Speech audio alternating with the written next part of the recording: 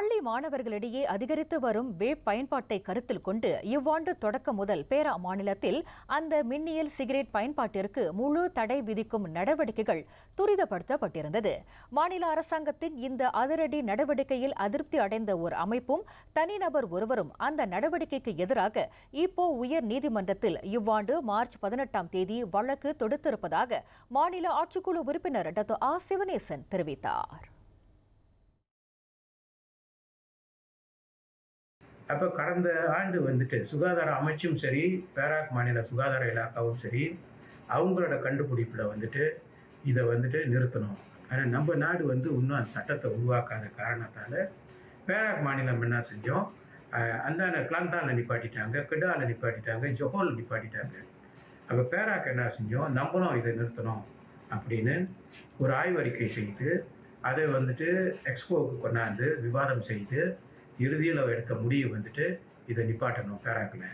வணிக நிறுவனங்களுக்கு உரிமை வழங்கும் அதிகாரம் ஊராட்சி மன்றங்களுக்கே உள்ளது என்பதால் வேப் சிகரெட் விற்பனைக்கான புதிய உரிம விண்ணப்பங்களை ஏற்காமல் இருப்பதுடன் ஏற்கனவே உள்ள உரிமங்களையும் புதுப்பிக்காமல் இருப்பதற்கான உரிய நடவடிக்கைகளை தமது தரப்பு மேற்கொண்டு வருவதாகவும் சிவனேசன் தெரிவித்தார்.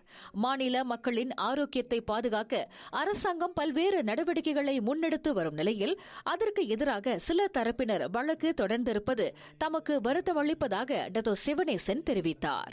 பேராக் மாநில அரசாங்கம் மந்திரி பசார் அப்புறம் எக்ஸ்போக்கு எதிர்ப்பாக தாக்கல் பண்ணியிருக்காங்க. அதை இப்போ கடந்த வாரம் பேசப்பட்டது, விவாதிக்கப்பட்டது எக்ஸ்போவில்.